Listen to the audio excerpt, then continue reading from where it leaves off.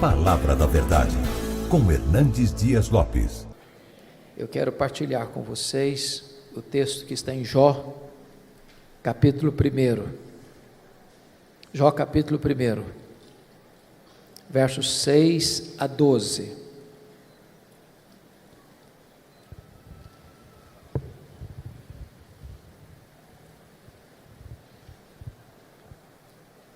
Jó, capítulo 1, 6 a 12.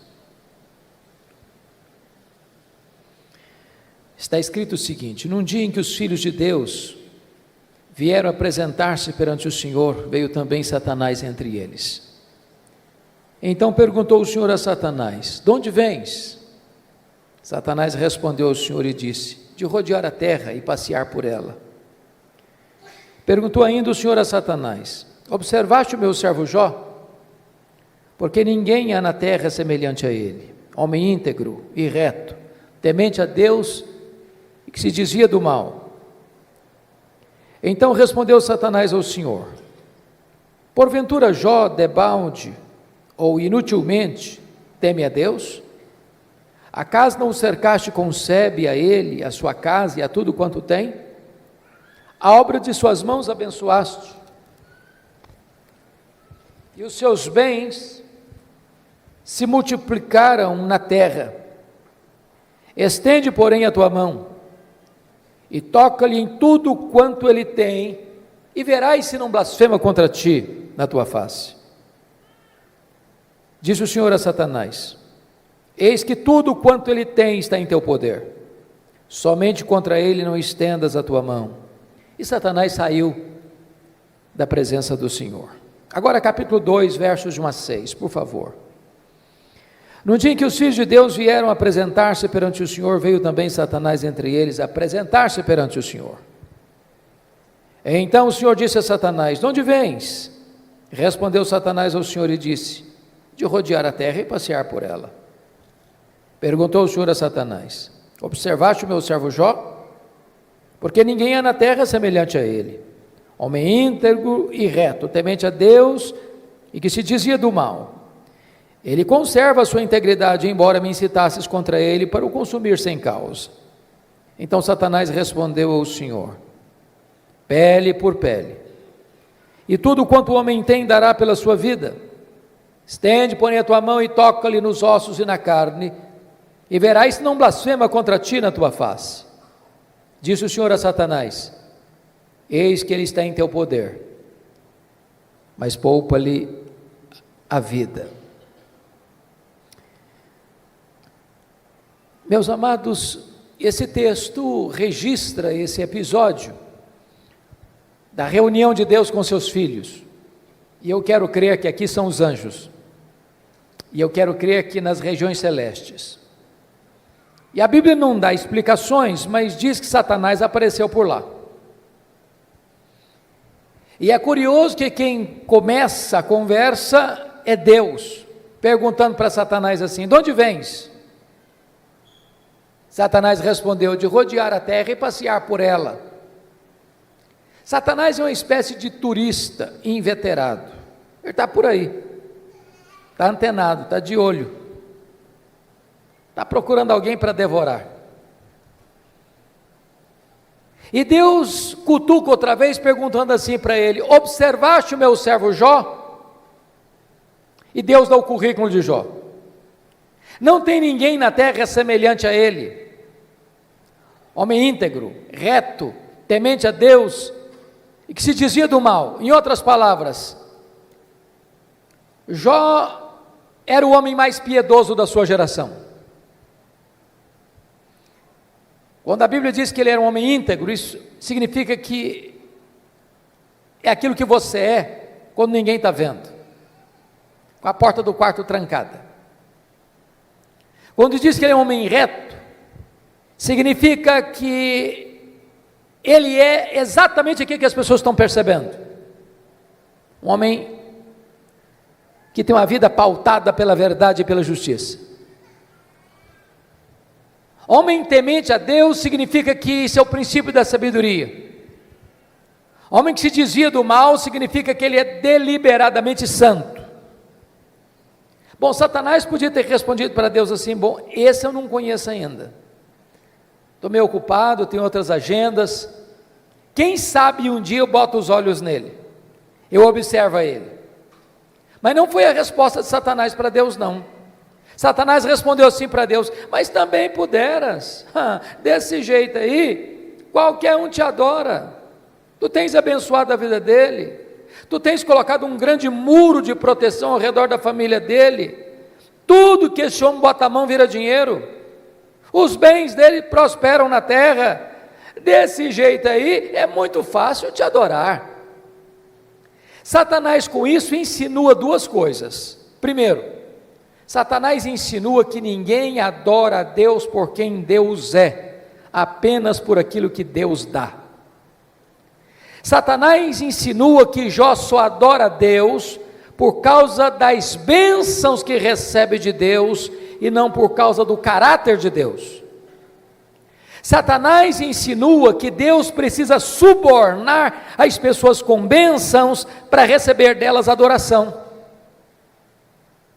Satanás insinua mais, que Jó não é honesto quando ele serve a Deus, que Jó descobriu que religião dá lucro, que é um bom negócio, e que ele só serve a Deus porque com isso ele recebe determinados benefícios que de outra forma não receberia.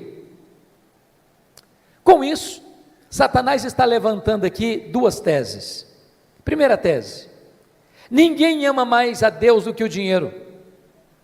Segunda tese: ninguém ama mais a Deus do que a família. O que um homem tem? Um homem tem bens, um homem tem família. Aí Satanás disse assim para Deus: toca no que ele tem, e verás se não blasfema contra ti na tua face, e verás se toda esta fidelidade de Jó não cai por terra. Então diz a Bíblia, que sem que Jó soubesse, Deus o constitui em seu advogado na terra, e coloca a sua própria reputação nas mãos de Jó, e diz assim para Satanás: pode tocar no que ele tem, só não pode tocar na sua vida. Em outras palavras, Satanás é um ser limitado e limitado por Deus. Ele só pode ir até onde Deus o permite ir, e nem 1 centímetro a mais. Nas palavras de Martinho Lutero, Satanás é um cachorro na coleira de Deus. Ele só pode ir até onde a coleira o permite ir, e nem 1 centímetro a mais, porque o Deus que servimos manda no céu, manda na terra e manda no inferno. Satanás está debaixo da autoridade absoluta do nosso glorioso Redentor Jesus Cristo.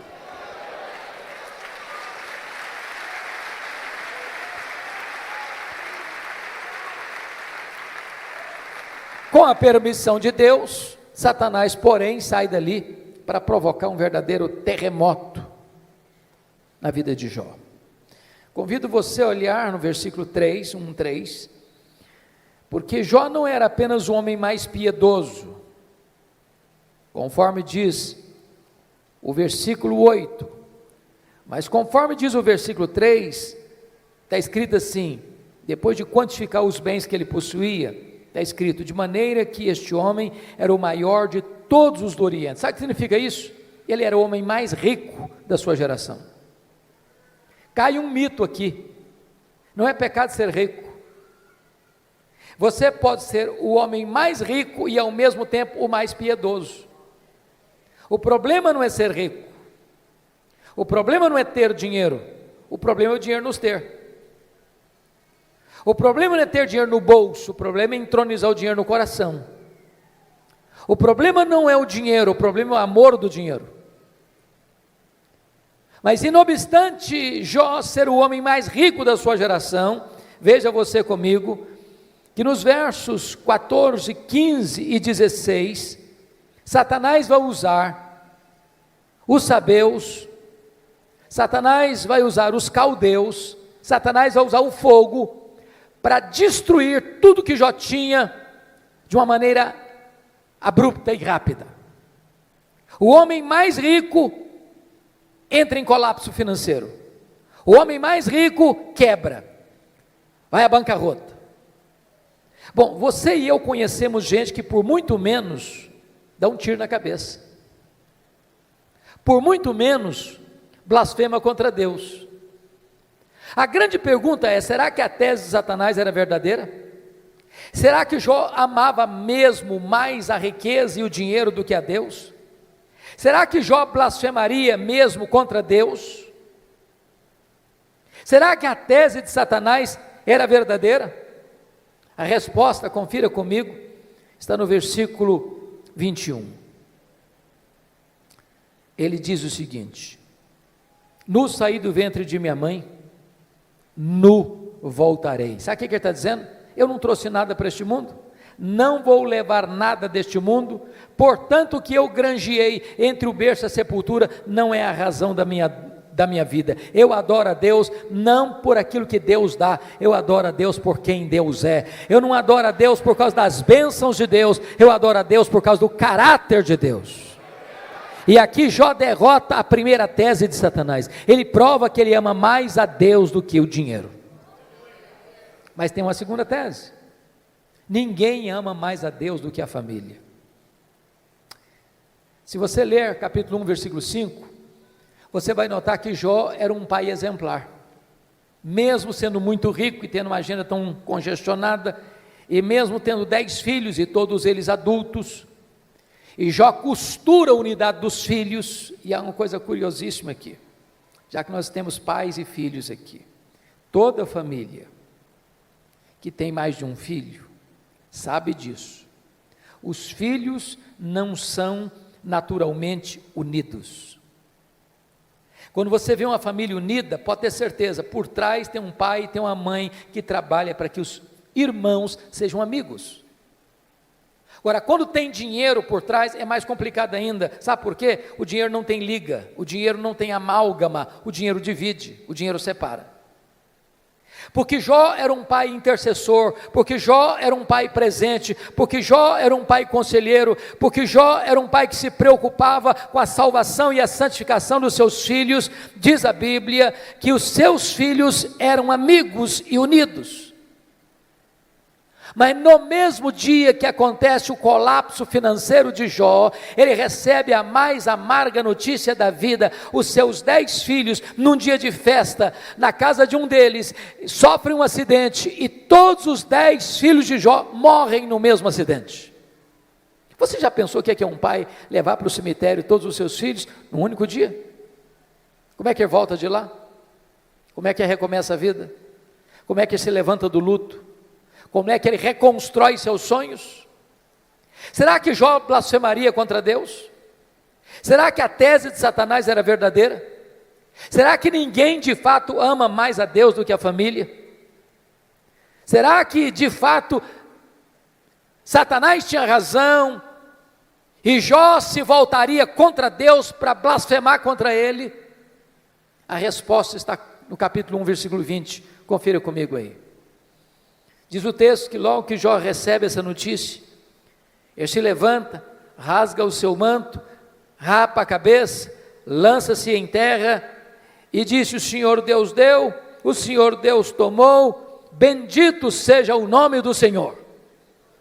Ele prova que ama mais a Deus do que a família. Ele prova que ele serve a Deus não por aquilo que Deus dá, mas por quem Deus é. Ele derrota a segunda tese de Satanás. Ele prova que ele ama mais a Deus do que a sua própria família. Mas agora vem o capítulo 2. E novamente Deus está lá com seus filhos, e Satanás aparece por lá. E é curioso que é Deus quem começa de novo perguntando do mesmo jeito: de onde vens? Satanás respondeu assim: de rodear a terra e passear por ela. Sabe o que significa isso?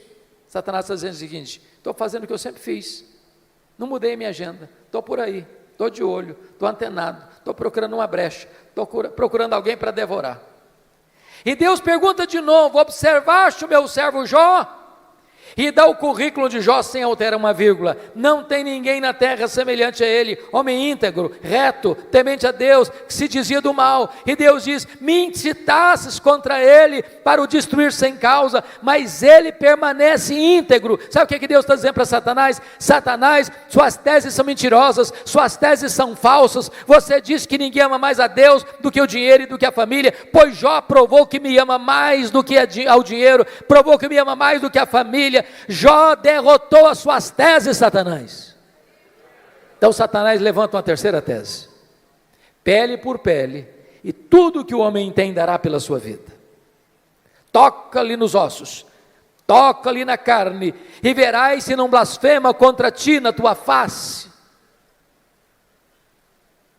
A terceira tese de Satanás é essa: ninguém ama mais a Deus do que a si mesmo. Sem que Jó soubesse, mais uma vez Deus o constitui em seu advogado na terra e diz para Satanás: pode tocar nos ossos dele, pode tocar na carne dele, só não podes tirar a vida dele. Satanás ainda é um ser limitado e limitado por Deus. Ele só pode ir até onde Deus o permite ir, e nem 1 centímetro a mais. Satanás sai dali, diz a Bíblia, e coloca uma doença maligna em Jó, do alto da cabeça à planta dos pés. Este homem que já está falido e enlutado, agora fica doente. Seu corpo vira uma chaga aberta, uma ferida viva. Bolhas de pus começam a se formar no seu corpo.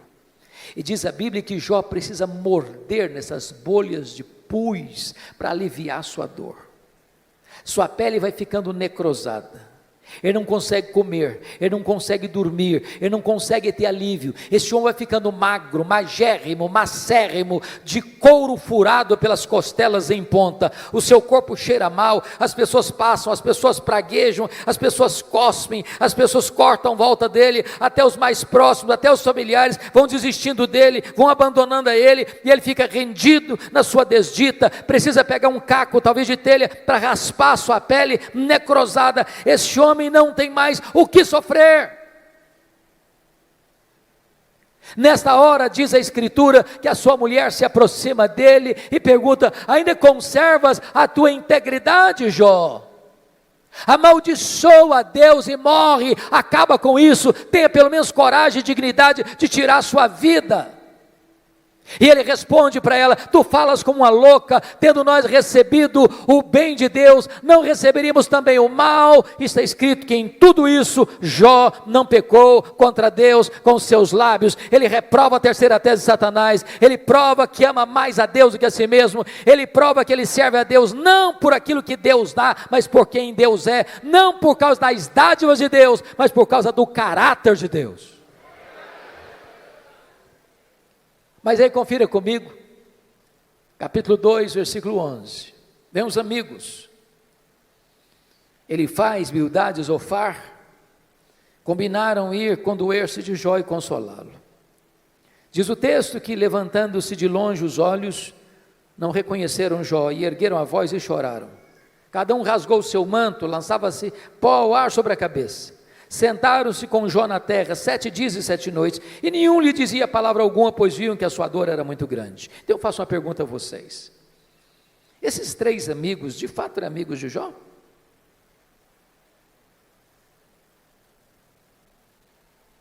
A resposta óbvia é: claro que eram amigos. Eu faço uma pergunta a você: alguma vez você já recebeu alguma visita assim? Quando você estava passando um momento difícil, pessoa que vem de longe, 7 dias, sentado com você no chão, sem abrir a boca, chorando ao ver o seu sofrimento? Você já fez a alguém alguma visita dessa natureza? Mas qual era o problema desses homens então? O problema desses amigos de Jó, que num dado momento eles deram uma de teólogos. Eles começaram a cogitar, desenvolveram uma lógica cartesiana de causa e efeito, e eles pensaram assim: para Jó estar sofrendo, ele deve ter feito alguma coisa errada, mas para Jó estar sofrendo muito, ele deve ter feito muita coisa errada. Mas eles não só pensaram, eles falaram. Mas eles não só falaram, falaram para Jó.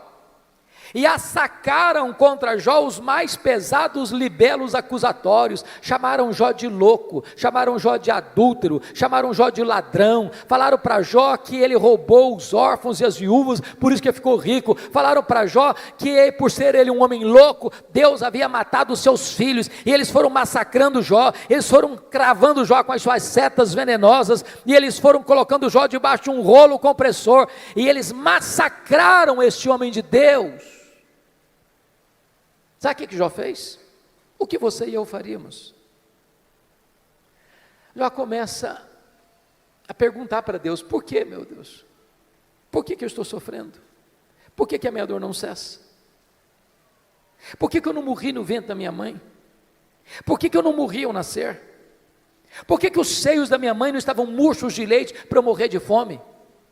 Por que o Senhor não me mata de uma vez? Jó levantou aos céus 16 vezes esta mesma pergunta: por quê, por quê, por quê, por quê, por quê?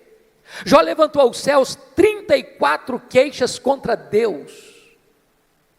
Sabe qual foi a resposta de Deus para ele? O total silêncio. Nenhuma resposta, nenhuma explicação, nenhuma luz no fim do túnel. Eu posso garantir para vocês hoje aqui, o silêncio de Deus grita mais alto nos ouvidos da nossa alma que o ruído mais barulhento das circunstâncias mais adversas. Pior do que sofrer é sofrer sem explicação. Se vocês estão notando comigo, Jó está sendo golpeado nas 5 áreas mais importantes da vida de uma pessoa. Primeiro, a vida financeira. Segundo, sua saúde. Terceiro, seu casamento. Quarto, seus filhos. Quinto, suas amizades. Todas essas áreas vitais estão sendo dinamitadas, destruídas, minadas na vida desse homem. Esse homem está no fundo de um poço. Ele não tem mais nada para perder. Ele está completamente rendido à sua desdita, ao fracasso, à derrota. Esse homem não tem nada mais em quem segurar, a quem buscar. Ele está no fundo de um poço. Mas quando você está no fundo de um poço, só tem uma direção para olhar: é para cima, é para o alto, é para Deus. Esse homem perdeu os seus bens, esse homem perdeu a sua saúde, esse homem perdeu o apoio da sua mulher, esse homem enterrou os seus filhos, esse homem perdeu o apoio de seus amigos, esse homem olha para todo lado, tudo é ruína na vida dele, mas esse homem não perdeu uma coisa: esse homem não perdeu a sua confiança em Deus. E quando ele está no fundo do poço, ele arranca de dentro da alma um brado de esperança, ao dizer: mais uma coisa eu sei, é que o meu Redentor vive, e por fim, eu revestir esse meu corpo de pele, eu verei o meu Redentor. Pode vir momentos difíceis, pode vir momentos de perda, pode vir momentos de luto, pode vir momentos de angústia e dor na sua vida, mas Deus jamais deixará você desamparado. Ele sustenta você, Ele segura você, Ele ampara você, Ele levanta você.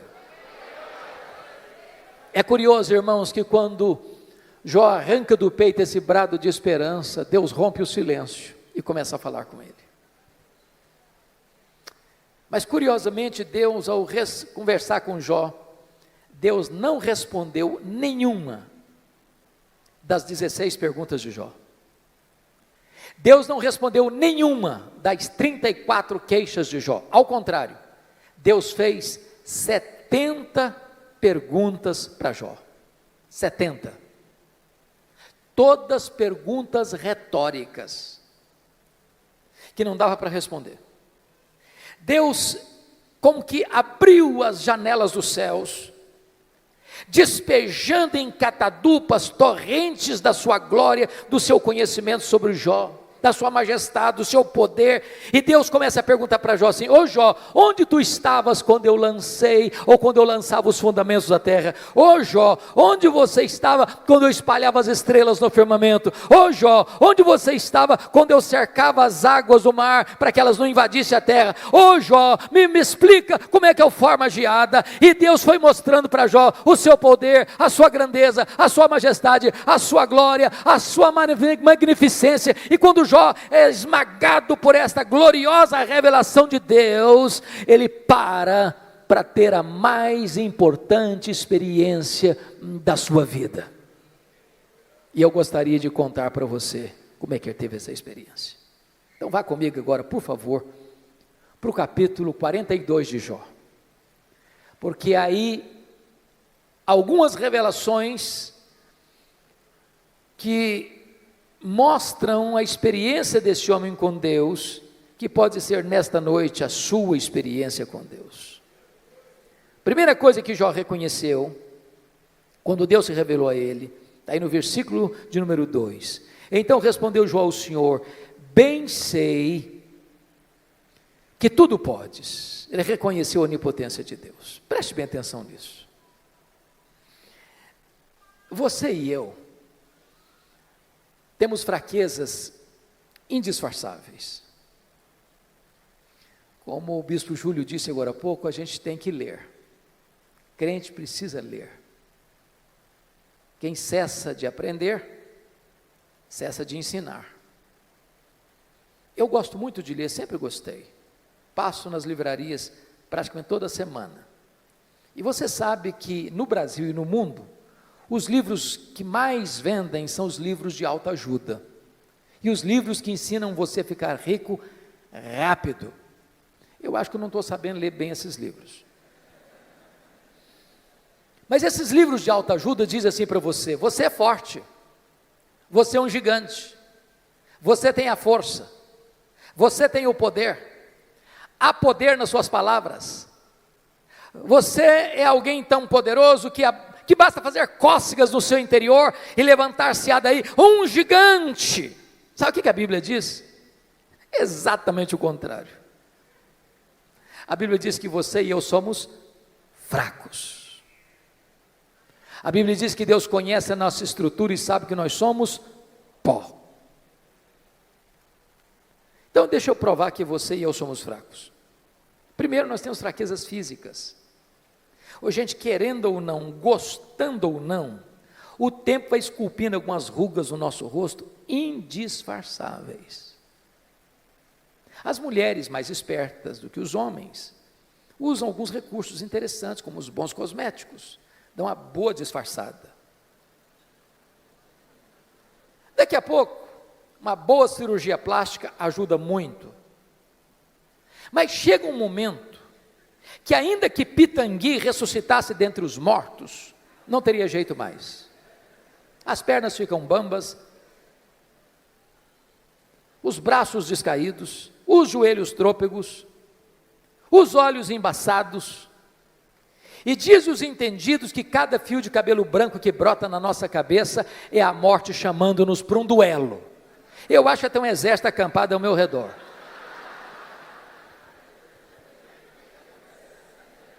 Temos fraquezas físicas, mas nós temos fraquezas emocionais. Quantos de nós, nas noites mais escuras da alma, gemendo e chorando, dissemos para Deus: oh meu Deus, eu não aguento mais. O Senhor estende a mão para mim e eu pereço. Temos fraquezas emocionais, mas nós temos fraquezas morais. Quantos de nós, com lágrimas nos olhos, já não prometemos para Deus: Deus, eu não quero mais cometer esse pecado, eu não quero mais cair neste mesmo pecado. Daqui a pouco, você se flagra cometendo o mesmo pecado. Não é porque faltou para você honestidade e sinceridade, não, faltou para você poder. Somos fracos. Mas nós temos fraquezas espirituais. Nós somos um ser contraditório, ambíguo, paradoxal. Paulo diz que o bem que eu quero fazer, esse eu não faço, o mal que eu não quero, esse eu pratico. Somos fracos, mas é maravilhoso você poder afirmar como Jó, mas o meu Deus tudo pode. Para Ele não tem doença incurável, para Ele não tem vida irrecuperável, para Ele não tem perdão que Ele não possa perdoar, para Ele não tem casamento que Ele não possa restaurar, para Ele não tem família que Ele não possa reerguer, para Ele tudo é possível, Ele pode tudo quanto Ele quer, Ele tudo pode. Portanto, irmãos, não tem nada mais importante para a família do que relação pais e filhos, filhos e pais, marido e mulher, mulher e marido, irmãos e irmãos, do que saber quem é o Deus que nós servimos, quão grande é o Deus que nós adoramos. A pergunta que eu faço a você nesta noite é: quem é o seu Deus? Quão grande é o seu Deus? Quão majestoso é o seu Deus? Quão poderoso é o seu Deus? Quanto pode o seu Deus? A.W. Tozer, que foi um dos mais importantes escritores do século XX, diz que o maior problema da igreja contemporânea, ele estava falando da igreja lá do século passado, mas é o problema nosso ainda hoje. Ele disse que o maior problema nosso é que nós passamos a maior parte do tempo medindo, tomando o nosso próprio pulso e olhando para o nosso próprio umbigo. Quando o nosso papel é conhecer a Deus e prosseguir em conhecê-lo, porque o povo que conhece a Deus é um povo forte, diz a Escritura. Quem é o seu Deus? Quão grande é o seu Deus? Quando o profeta Isaías estava pensando sobre isso, ele diz: o meu Deus é aquele que mede as águas na concha da sua mão. O meu Deus é aquele que pesa o pó das montanhas em balança de precisão. O meu Deus é aquele que espalha as estrelas no firmamento, e por ser forte em força e grande em poder, quando as chama pelo nome, nenhuma delas vem a faltar. O meu Deus é aquele que olha para as grandes potências econômicas e militares da terra e considera todas essas nações como um pingo que cai de um balde, como um pó numa balança de precisão, como um vácuo, como nada, como menos do que nada, pois este é o seu Deus. Agora pergunte para um astrônomo, qual é o tamanho desse universo que ele mediu a palmos? Pergunte. Sabe qual é a resposta dele? Eu não sei. E quando esse astrônomo diz eu não sei, ele não está confessando uma ignorância absoluta, não. É porque nenhum homem, por mais robusto que seja o seu conhecimento, por mais peregrina que seja a sua capacidade mental, é capaz de afirmar com precisão qual é o tamanho do universo. Isso é uma matéria em estudo ainda. O que eles já sabem é que o nosso universo tem mais de 93 bilhões de anos-luz de diâmetro. E o que significa isso? Significa que se você voar à velocidade da luz, 300 mil quilômetros por segundo, nessa velocidade, você demoraria mais de 93 bilhões de anos para ir de uma extremidade à outra do universo. Pois o seu Deus é maior do que isso. Ele criou tudo isso. Não tem um centímetro desse universo onde eu não posso dizer: isso aqui é meu, eu criei isso aqui, sou dono disso aqui. Este é o seu Deus.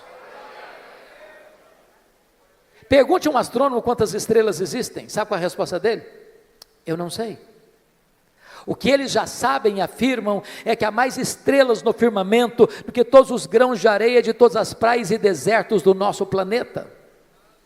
Vá um dia à praia, encha a concha da sua mão de areia, leve para casa, bote numa tábua de vidro e tenha paciência de contar quantos grãos de areia você consegue botar na concha da sua mão. Pois há mais estrelas do que todos os grãos de areia de todas as praias e desertos do nosso planeta. Mas o seu Deus não apenas criou todas elas, o seu Deus batizou cada uma delas pelo nome. E por ser forte em força e grande em poder, quando as chama pelo nome, nenhuma delas vem a faltar. Este é o seu Deus, Ele tudo pode. A ciência hoje não está pasma mais com o macro-universo, ela está pasma, boquiaberta, com o micro-universo hoje. Você pega uma folha, por mais tenra que ela seja, ela é tão complexa como a cidade de São Paulo. Você pega uma gema de ovo, ela é mais complexa do que qualquer coisa que o homem já inventou. Dr. John Wilson, catedrático de Harvard, uma das maiores autoridades de oftalmologia no mundo, diz que você e eu temos em torno de 2 milhões de fios duplos encapados em cada um dos nossos olhos, e se não for assim, haveria um curto-circuito e nós ficaríamos cegos. Dr. Marshall Nirenberg, prêmio Nobel de Biologia, fez uma das mais importantes descobertas no século passado. Ele descobriu que você e eu somos um ser programado geneticamente, computadorizadamente programados. Ele descobriu que você e eu temos em torno de 60 trilhões de células vivas no nosso corpo. Descobriu mais, que em cada uma dessas células você tem 1,70 m de fita DNA, onde estão gravados e computadorizados todos os seus dados genéticos. Se você espichar a fita DNA do seu corpo, você terá 102 trilhões de metros de fita DNA, você terá 102 bilhões de quilômetros de fita DNA no seu corpo, daria para dar diversas voltas no sistema planetário. Dr. Loy vai dizer mais tarde, códigos de vida não se originam espontaneamente, códigos de vida não se originam de uma explosão cósmica, códigos de vida não se originam de uma evolução de milhões e milhões de anos, códigos de vida foram plantados em você, pelo Deus Todo-Poderoso, Criador dos céus e da terra, e este Deus é o seu Pai, é o seu Deus, Ele tudo pode.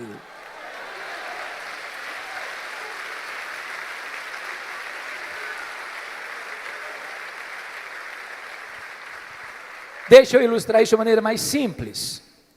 Um pai caminhava com seu filho de 4 anos pela rua. Eu acho que todos vocês concordam comigo que toda criança parece que fez um curso de pós-doutorado em perguntas difíceis. Não conheço ninguém que faça perguntas mais difíceis do que as crianças. E o menino perguntou para o pai assim: papai, qual é o tamanho de Deus? O pai engasgou. Não tinha uma resposta pronta para um menino de 4 anos. Ficou em silêncio. Continuou caminhando. Daqui a pouco ele escuta os roncos das turbinas de um avião supersônico lá nas alturas excelsas. O pai diz: filho, olha para cima. Você está vendo aquele avião? O filho disse: sim, papai, estou vendo. O pai perguntou: qual é o tamanho daquele avião, meu filho? O menino respondeu: pequeno, papai, muito pequeno. Estava muito longe. O pai pegou o menino, levou para o aeroporto. Lá tinha um jumbão de mais de 400 passageiros estacionado. O pai chegou bem perto e perguntou: está vendo esse avião, filho? Estou vendo, papai. Qual é o tamanho desse avião, filho? Grande, esse é muito grande, papai. O pai disse: filho, pois Deus é do mesmo jeito. Se você está longe de Deus, meu filho, Deus parece pequeno para você. Aí os seus problemas ficam enormes. Mas se você está perto de Deus, meu filho, aí Deus é grande para você. Aí os seus problemas ficam pequenos. Agora eu sei que tudo podes. A segunda coisa que Jó descobriu, irmãos, está aí no versículo 2 ainda: e nenhum dos teus planos pode ser frustrado.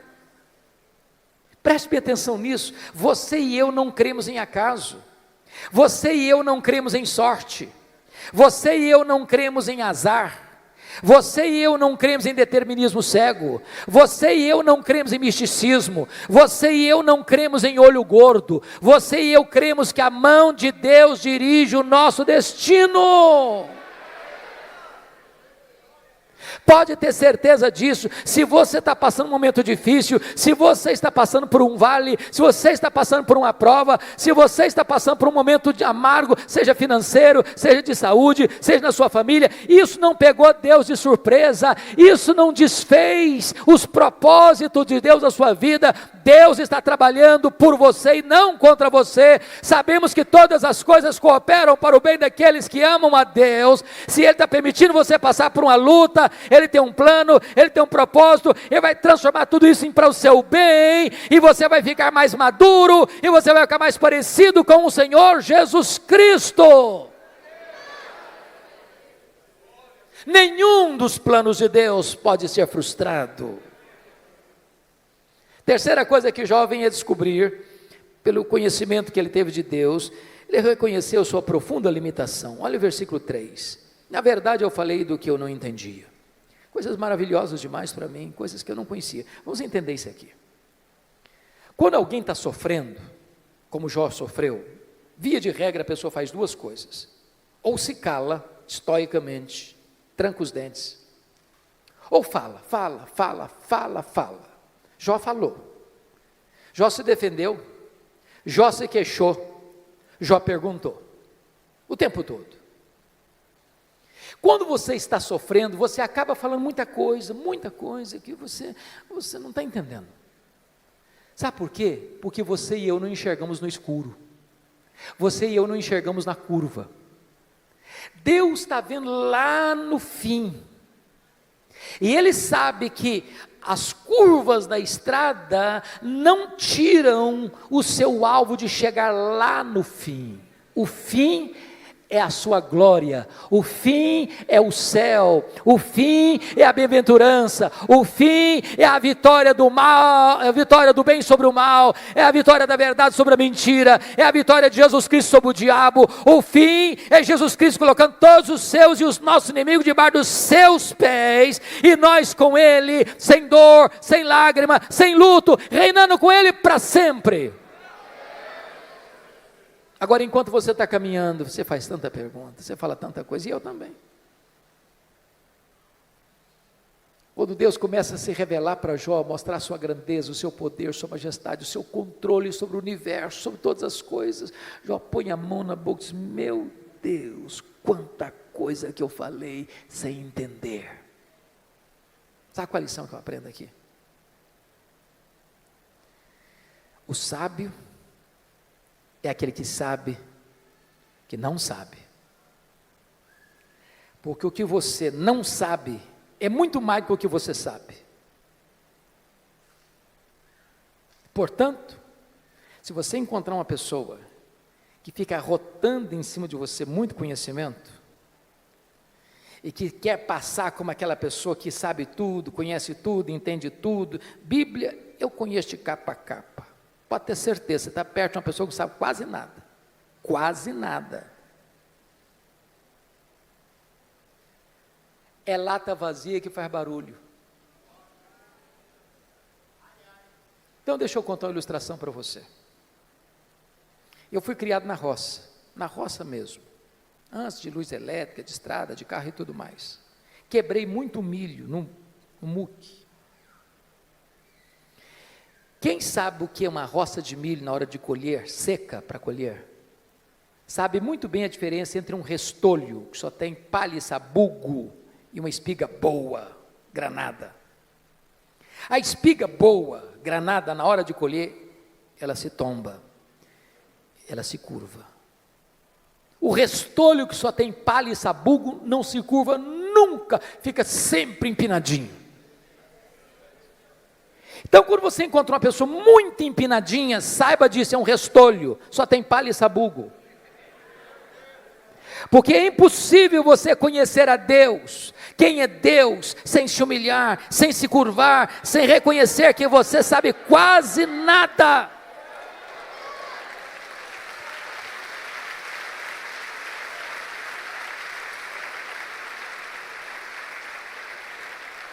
Quarta coisa que Jó descobriu que mudou a vida dele, ele reconheceu o seu limitado conhecimento de Deus. Olha o versículo 5 comigo.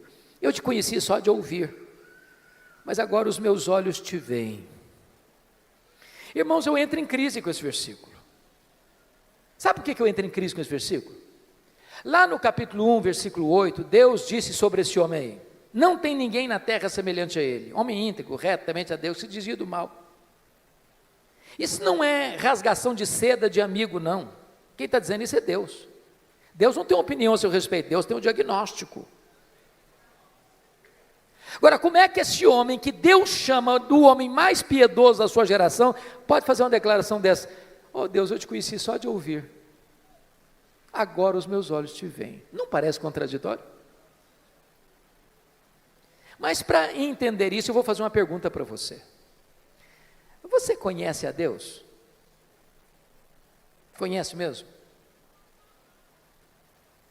Quanto você conhece? Quanto? Eu explico.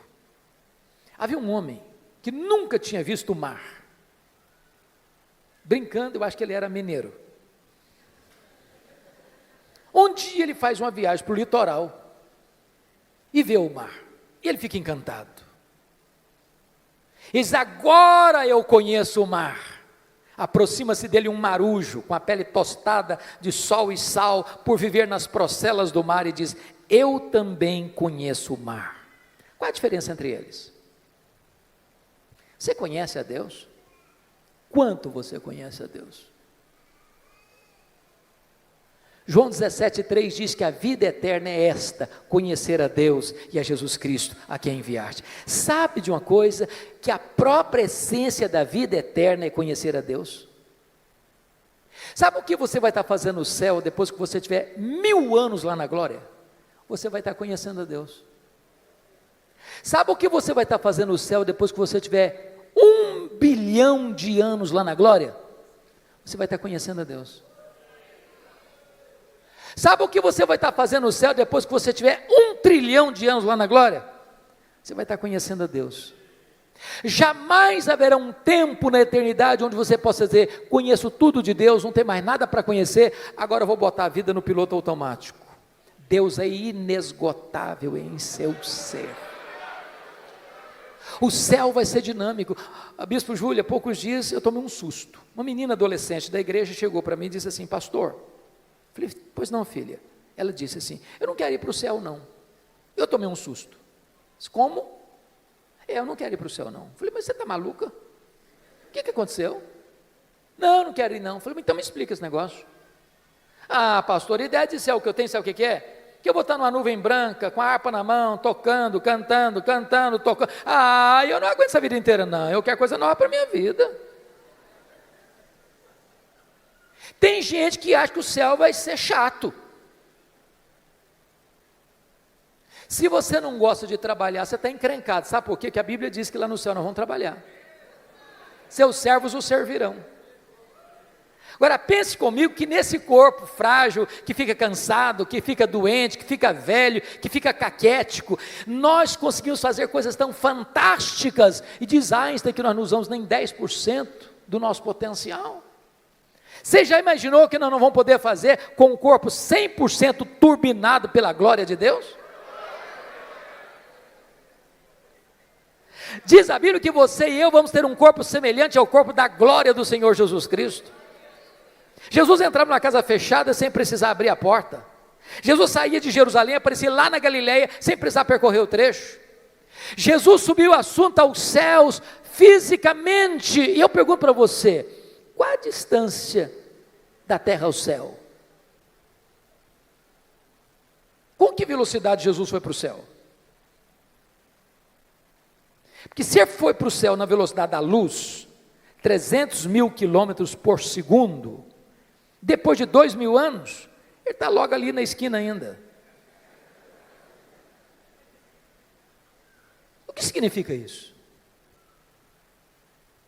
A Bíblia diz que nós vamos ser como os anjos, não que nós não vamos ter um corpo, mas significa que nós vamos viver numa nova dimensão. Eu pergunto a você: com que velocidade um anjo vem do céu à terra? Jesus Cristo disse para Pedro lá no Getsemane: guarda essa espada, porque se eu precisasse de ajuda, eu rogaria ao Pai, Ele me mandaria mais de 12 legiões de anjos, mais de 72 mil anjos. Com que velocidade eles viriam? Os anjos não estão mais, não precisam e não estão presos às mesmas leis que nos governam aqui, pois o nosso corpo de glória vai ser assim. Nós vamos estar lá, nós viremos cá, nós subiremos, nós desceremos com a mesma velocidade, porque nós habitaremos novos céus e nova terra, e nós vamos conhecer a Deus, e nós vamos glorificar a Deus, e nós vamos trabalhar para Deus, e nós vamos amar a Deus, e nós vamos fruir a presença de Deus. Agora eu entendo Jó. Ele está só arranhando a superfície, e você e eu também, tem muito mais, tem infinitamente mais. Então continua a ordem do profeta: conheçamos e prossigamos em conhecer ao Senhor. A última coisa que mudou a vida de Jó, confira comigo, está no versículo 6. Por isso eu me abomino e me arrependo no pó e na cinza. Ponto. Ponto, ponto, ponto, ponto. Não entendi nada de novo. Muito difícil. Como é que eu vou entender esse homem que o próprio Deus diz que ele é o mais piedoso, está se abominando e se arrependendo no pó e na cinza? Eu esperava uma confissão dessa de um ladrão, de um assassino, mas do homem mais piedoso. É chocante. Explicação. As pessoas que mais lamentam e choram os seus pecados, não são as que mais pecam, são as que mais perto de Deus andam. Quem está longe de Deus, irmãos, nem convicção de pecado tem.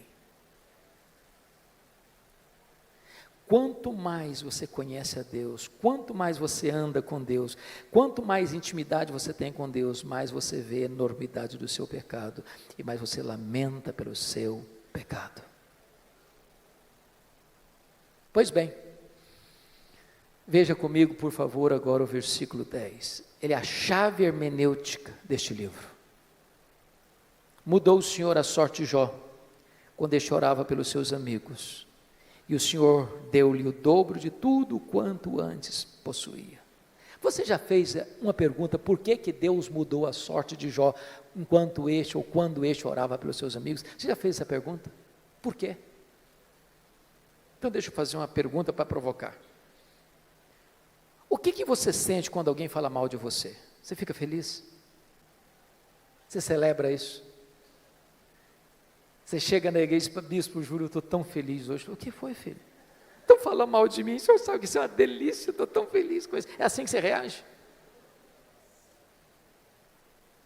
O que vocês acham que Jó sentiu, quando os seus amigos disseram assim para ele, você é um ladrão, você é um adúltero,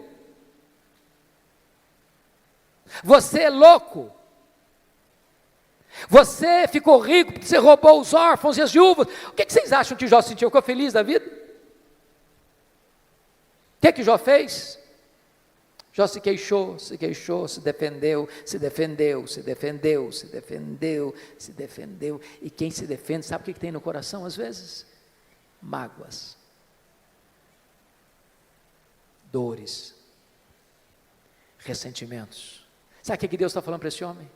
Meu filho, saia dessa arena da autodefesa, meu filho. Entre, meu filho, na brecha da intercessão. Enquanto você ficar se defendendo, Jó, vai ter mágoa no seu coração, mas quando você começar a orar por esses homens que acusaram você, você vai ficar curado, você vai ficar liberto, você vai ser restaurado. Sabe o que aconteceu? As 5 áreas que Satanás tentou destruir na vida de Jó, Deus restaurou todas elas. Bendito seja Deus. Primeira área que Deus restaurou, confira comigo lá no versículo 16, Deus restaura a saúde de Jó. Depois disso viveu Jó 140 anos, viu seus filhos, e aos filhos de seus filhos até a 4ª geração. Eu acho que não ficou nem cicatriz, nem sequela. Completamente curado. Deus está aqui hoje, irmãos. Ele é o Jeová Rafá. Ele pode curar a sua enfermidade. Ele é Deus.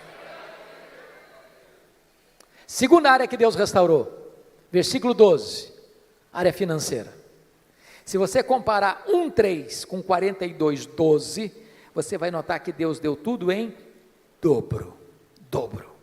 Eu quero dizer para você que Deus está aqui hoje e Ele é o Deus da restituição.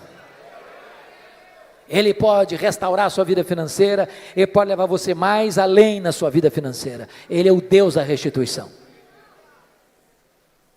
Terceira área que Deus restaurou, a área das amizades. Confira comigo os versículos 8, a partir do 8. Eu acho isso maravilhoso, bispo Júlio. Porque os amigos de Jó que acusaram a Jó, Deus chega para eles e diz assim, vocês estão lembrados daquele homem que vocês criticaram, acusaram? Pois é, aquele homem é mais justo do que vocês. Então eu não vou ouvir a oração de vocês, vocês vão ter que ir lá naquele homem que vocês criticaram, para que aquele homem que vocês criticaram ore por vocês. E quando ele orar por vocês, eu vou restaurar vocês. Sabe o que Deus está fazendo aqui? Honrando Jó. Honrando Jó. Eu vou dizer uma frase aqui, se você esquecer tudo que eu falei, mas lembrar dessa frase, me dou por satisfeito. E a frase é essa: cuida bem da tua integridade, e Deus cuidará da tua reputação. Você não tem que se defender, você tem que viver com Deus, porque quando você vive com Deus, Deus defende você. Quando você vive com Deus, aqueles que criticaram você vão ter que voltar a você e mudar de opinião a seu respeito.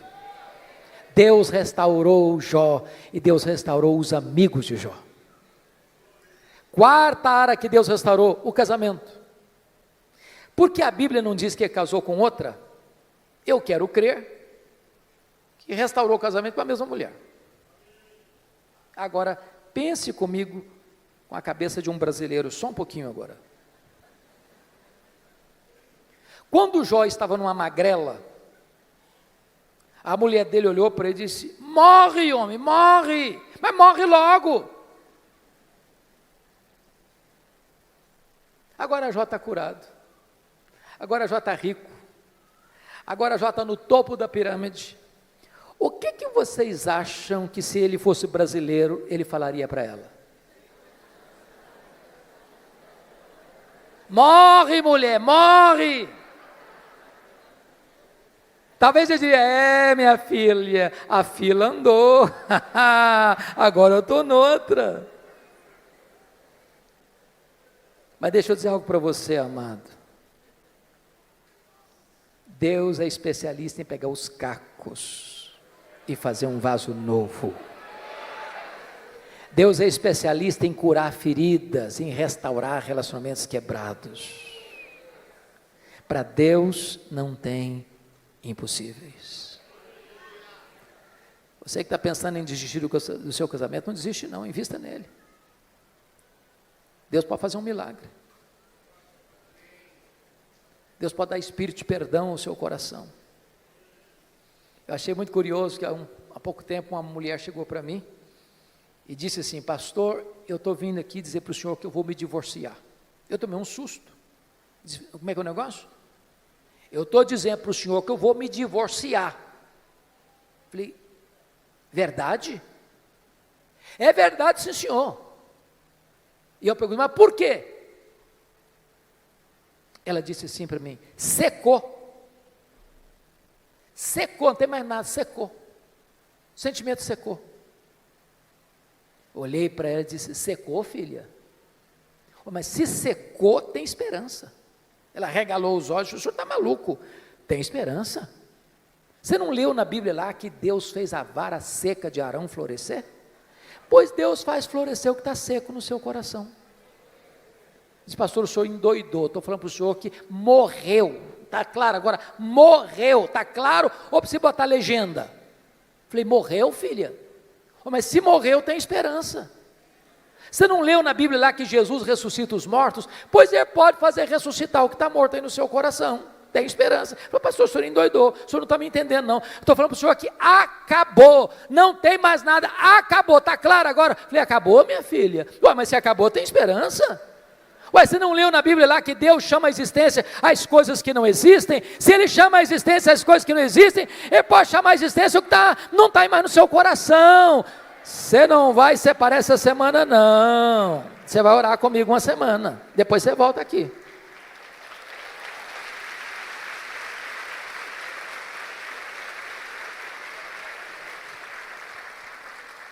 Depois de uma semana ela voltou e disse: pastor, acabou. Falei: acabou o quê, filha? A vontade de divorciar. Estou animada. Deus está curando a minha alma e curando meu casamento. Com Deus não há impossíveis. Louvado seja o Senhor. A quinta e última área que Deus restaurou foram os filhos. Você nota comigo no capítulo 1, versículo de número 16, aliás, versículo 13, também teve outros 7 filhos e 3 filhas, E Deus restaura. Mas você pode fazer uma pergunta curiosíssima. Pastor, eu não estou entendendo.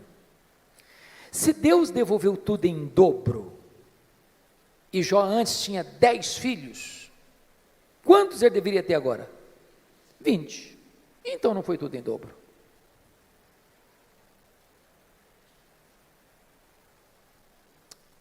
Deixa eu explicar isso bem. Talvez fazendo uma correção para um tipo de comunicação, de fala que nós usamos muito no Brasil. Quando morre alguém na sua casa, na sua família, família de Deus, preste atenção nisso. Quando morre um filho, você não perdeu um filho. Como aquele pai que voltou do cemitério, depois de enterrar o seu filho, e um amigo vai dar um abraço nele e disse: meus sentimentos, eu soube que o senhor perdeu o seu filho. O pai disse: não, senhor, eu não perdi meu filho. Você perde alguém quando você não sabe onde ele está, com quem ele está. Eu sei onde está meu filho, eu sei com quem está meu filho está no céu, meu filho está com Jesus, eu não perdi o meu filho. Jó agora tem 10 filhos no céu, Jó agora tem 10 filhos na terra. Deus restaurou e restaurou completamente. Sabe o que Satanás queria com Jó?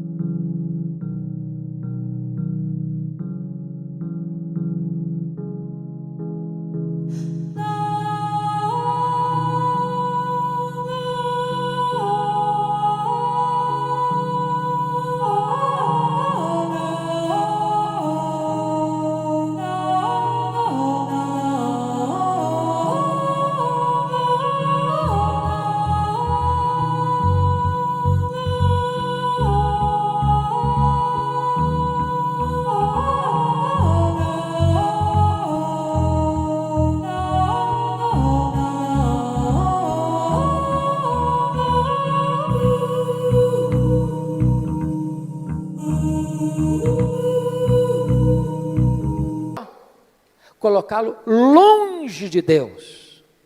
Sabe o que Satanás conseguiu? Colocar Jó mais perto de Deus. Sabem por quê? Porque os planos de Deus não podem ser frustrados. Que grande Deus nós temos. A Ele a honra, a Ele a glória, a Ele o louvor agora e pelos séculos eternos. Aleluia. Amém.